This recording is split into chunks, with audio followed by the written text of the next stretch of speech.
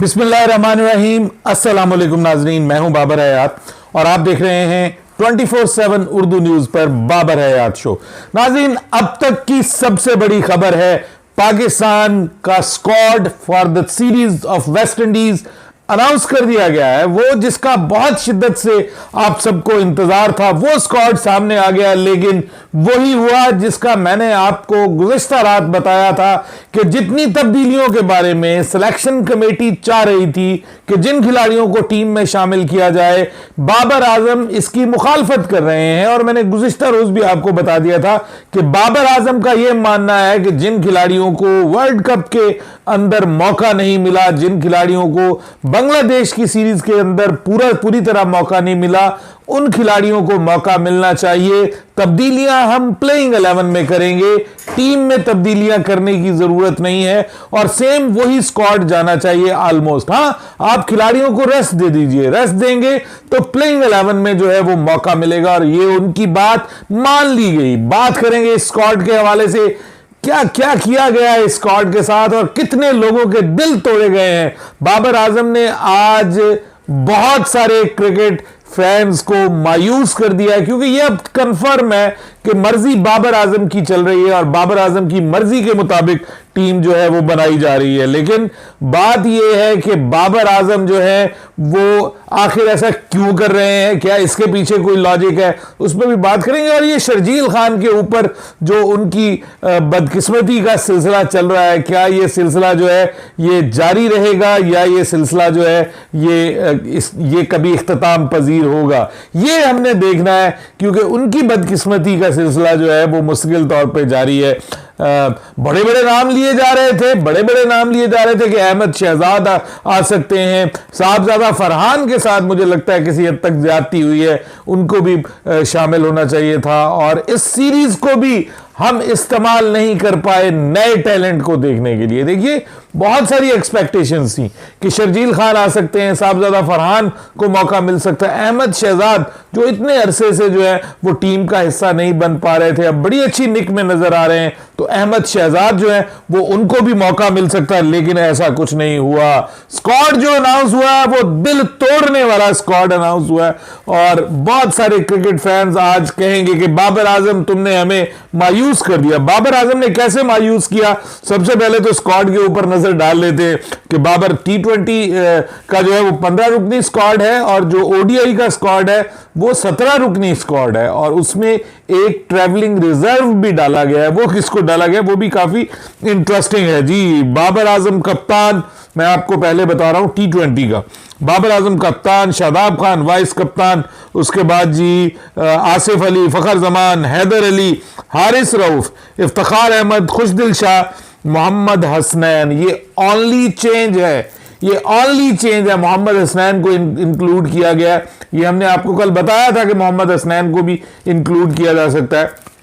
उसके बाद अगर हम बात करें कि मोहम्मद हसनैन के बाद जो है वो मोहम्मद नवाज, मोहम्मद रिजवान, मोहम्मद वसीम जूनियर, शाहीन शाह आफरीदी, शाहनवाज धानी और उस्मान कादिर, ये है पाकिस्तान का T20 स्क्वाड। अब छुट्टी किस किस की हुई है?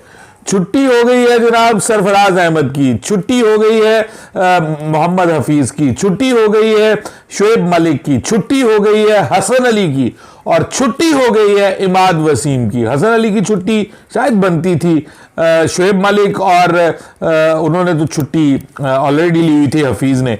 सरफराज को अगर आपने टीम से निकालना था तो उसकी जगह किसी विकेट कीपर को तो डालना था ना भाई, किसी भी विकेट कीपर को नहीं डाला गया। इतनी सारी लंबी सारी सीरीज है, खुदा ना खास्ता कोई विकेट कीपर को कोई मसला हो जाता है, रिजवान को बतौर विकेट कीपर अकेला alone wicket keeper Mohammad Rizwan शामिल किया गया। ये लॉजिक मुझे समझ नहीं आई। चलिए, हफीज और उनको तो मैं मानता हूं जी, वो उन्होंने खुद ही कह दिया था कि हम शामिल नहीं होना चाह रहे। मैंने आपको अंदर की खबर बताई थी कि वो शामिल होना भी चाहते होते, वो अवेलेबल भी होते स्क्वाड के लिए, तो उनको शामिल नहीं करना था। सरफराज अहमद के साथ ज्यादती हुई है। हाँ, अगर यहां पे मोहम्मद हारिस को मौका दिया जाता है या यहां पे जो है वो किसी और विकेट कीपर बैट्समैन को मौका दिया जाता तो मैं समझता कि जी ये बहुत अच्छा किया, फ्यूचर प्रॉस्पेक्ट्स के लिए बड़ा इंपॉर्टेंट है। लेकिन यार ये क्या कि मतलब आपने कोई विकेट कीपर और डाला ही नहीं है जी, सिवाय मोहम्मद रिजवान के। दोनों उसमें कोई विकेट कीपर नहीं डाला गया सिवाय मोहम्मद रिजवान के। आपको इतना यकीन है कि 3 T20 3 ODI आपको किसी और विकेट कीपर की जरूरत नहीं पड़ेगी। कम से कम किसी को रखते, साथ में ड्रेसिंग रूम का हिस्सा बनाते, 12वां खिलाड़ी बना लेते, उसको ट्रेनिंग सेशंस में उसको शामिल करते, लेकिन नहीं किया गया। इमाद वसीम को निकाला गया है। बहुत से लोग ये कहते हैं कि इमाद वसीम को क्यों निकाला गया है। इमाद वसीम का निकालना किसी तौर समझ में नहीं आता, लेकिन मैं ये समझता हूं कि मोहम्मद नवाज इमाद वसीम से बेहतर चॉइस है। मुझसे आप भले नाराज हो, ये मैं बड़े अरसे का कह रहा था कि इमाद वसीम से ज्यादा बेहतर चॉइस मोहम्मद नवाज है। उसने अभी प्रूव भी किया है। जो उसकी बैटिंग टेक्निक है, जो उसके पास बैटिंग में पावर है, जो उसके पास पावर हिटिंग की एबिलिटी है, वो इमाद वसीम के पास नहीं है। तो मौका मिलना चाहिए था, मौका मिलना चाहिए था मोहम्मद नवाज को। और मैं कहता हूं कि कंसिस्टेंटली उसको मौका मिलना चाहिए। इवन टेस्ट मैचेस में भी वो आपके लिए अच्छी कारकर्दगी का मुजाहरा कर सकता है। अब अगर हम ओडीआईज में आ जाएं तो बाबर आजम कप्तान, शहजाद खान नायब कप्तान, आसिफ अली, फखर Zaman, Haider Ali, Haris Rauf, Iftikhar Ahmed, Imamul Haq, Khushdil Shah, Mohammad Nawaz, Mohammad Rizwan wicket keeper, Mohammad Wasim junior, Mohammad Hasnain, Saud Shakeel, Shaheen Shah Afridi, Shahnawaz Dahani, Usman Qadir और ट्रैवलिंग रिजर्व्स में शामिल किया गया है जनाब अब्दुल्ला शफीक को। वैसे इन्होंने ट्रैवलिंग कहां करनी है, अपने मुल्क में खेलना। भाई ट्रैवलिंग रिजर्व तो कहीं और होता है, लेकिन पीसीबी ने जो इमेज जारी किया उसमें कहो ट्रैवलिंग रिजर्व, यानी ये ट्रैवलिंग रिजर्व यानी ये टोरे फेरे वाला खिलाड़ी है, यानी यहां से उधर ले जाएंगे, उधर से इधर ले आएंगे। अरे भाई पूरा जो सीरीज है वो कराची के नेशनल स्टेडियम में करनी है, तो कौन सा ट्रैवलिंग रिजर्व हो गया ये। और अब्दुल्ला शफीक को ट्रैवलिंग रिजर्व रख रहे हैं आप जिस तरह से उसने टेस्ट मैचेस में परफॉर्म किया, उसको आपको जो 17 रुकनी स्क्वाड उसका हिस्सा बनाना चाहिए था। ये अब मेरी समझ से बालातर है। मुझे लगता है कि बहुत सारे लोगों की ना डिफरेंट चॉइसेस हैं। कोई कहता है कि जी मेरी बात मानी जाए, कोई कहता है मेरी बात मानी जाए। अब अब्दुल्ला शफीक को भी रखने का उन्होंने कहा होगा, इन्होंने कहा होगा जी हमें जरूरत नहीं है वनडे में, तो उन्होंने कहा चलो वैसे ही नाल डालो, नू वैसे ही ले जाओ साथ में, तो ये कहा होगा, मुझे तो ये लग रहा है। बाकी जो आप देख सकते हैं कि बाकी स्क्वाड वही है जो बांग्लादेश में खेला है, सिवाय मोहम्मद हसनैन की इंक्लूजन के और कुछ नहीं हुआ। एक्सक्लूजन्स बहुत सारी हुई हैं। हसन अली ने तो अच्छा किया, उन्होंने खुद भी कहा था कि मुझे रेस्ट में, ठीक है, उनको रेस्ट की ज़रूरत भी थी। उसके बाद अगर हम बात करें तो शुएब मलिक और मोहम्मद हफीज़ ऑलरेडी जो है वो क्विट कर चुके थे, और सरफराज अहमद जो है ना वो बेचारा ऐसे ही रगड़ा गया, उसको जो है वो बीच में से वैसे ही निकाल दिया गया सरफराज अहमद को, जो कि मेरी समझ से बालातर है। इमाद वसीम मेरे ख्याल में मोहम्मद नवाज इमाद वसीम से बेटर ऑप्शन है। लेकिन शर्जील खान का क्या कसूर है भाई? शर्जील खान को पहले शामिल नहीं करना था, अब क्यों नहीं शामिल किया गया? शर्जील खान के फैंस जो हैं वो सरापा एहतजाज हैं। शर्जील खान की जगह बनती है भाई पाकिस्तान के स्क्वाड में, T20 स्क्वाड में। अगर आप वेस्ट इंडीज की B strength, second strength team के खिलाफ भी उसको नहीं खिलाएंगे तो फिर भाई कहां खिलाएंगे? इसका मतलब यह है कि हम शर्जील खान के हवाले से हम इनकार ही समझें, यानी उसको दोबारा हम नहीं देख सकेंगे अब कौमी टीम में। कुछ इस किस्म की सिचुएशन नजर आ रही है। अहमद शहजाद की बात हो रही थी, उसकी बात हो रही थी, साहबजादा फरहान की, नहीं मौका मिला। बाबर आजम कहते हैं जो टीम मैं लेके जा रहा हूं यही मेरी टीम आगे कंटिन्यू करनी चाहिए, मैं टीम बिल्ड कर रहा हूं, मुझे T20 वर्ल्ड कप जो है वो 2022 का वो जीतना है, और उसमें मुझे किसी और खिलाड़ी की जरूरत नहीं है सिवाय बॉलिंग के शोबे में इंक्लूजन हो। तो भाई फिर मुझे बताएं कि वहाब रियाज बेचारा भी तो बैठा हुआ है ना, उसको क्यों नहीं शामिल किया? उसको आप T20 वर्ल्ड कप में साथ ले जाते तो आपको अच्छे खासे चांसेस मिल जाते थे। इवन मैं आपको बताऊं कि 2022 का T20 वर्ल्ड कप ऑस्ट्रेलिया की पिचेस, वहां पर तो जो वहाब रियाज है उसकी धाक ऑलरेडी बैठी हुई है, तो वहाब रियाज टीम का हिस्सा क्यों नहीं है?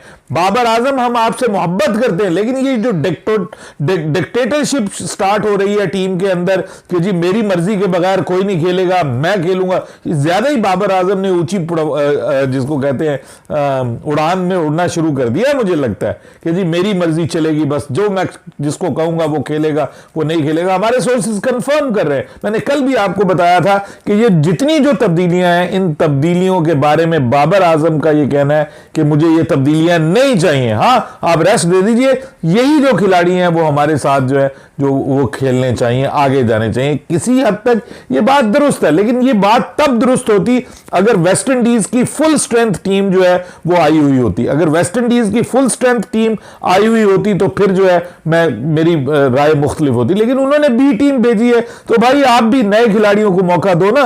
ये कितना बड़ा मौका है नए खिलाड़ियों को देखने का। जब जब आपने किसी नए खिलाड़ी को मौका दिया, यार उसने परफॉर्म किया है, ये कुछ ठेका थोड़ी लिया हुआ है कि आपने जो आपके दाएं बाएं आपके साथ अच्छे ताल्लुकात वाले रोटी वोटी पार्टी और फलाना पार्टी वाले सिर्फ उन्हीं को मौका मिलेगा। ये बात समझ से बालातर है। मुझे इससे इख्तलाफ है, मौका मिलना चाहिए था। बाबर आजम की बात उसकी हद तक ठीक है, लेकिन अगर फुल स्ट्रेंथ वेस्ट इंडीज की टीम आई होती तो मैं बात करता कि बाबर आजम ने ठीक किया है, अच्छी सिलेक्शन की है। इसमें मैं समझता हूं कि शर्जील खान की जरूर एंट्री बनती थी इस स्क्वाड के अंदर। शर्जील खान के बगैर इस सीरीज का रंग फीका हो जाएगा, ये मैं आपको बताने जा रहा हूं। लेकिन बहरहाल टीम बुरी नहीं है, बात यह नहीं है कि टीम को बुरी टीम सिलेक्ट कर लिए, वेस्ट इंडीज के खिलाफ अच्छी परफॉर्मेंस देगी। लेकिन प्रॉब्लम यह है कि जो नए जो परफॉर्म करते आ रहे हैं लोग, उनको कम मौका मिलेगा, उनको भी तो मौका मिलना चाहिए ना। अपनी राय दीजिएगा कमेंट सेक्शन में। बाबर हयात को इजाजत दीजिएगा, मैं मायूस हूं बाबर आजम की सिलेक्शन से, ये मैं आपको बता रहा हूं। अल्लाह हाफिज।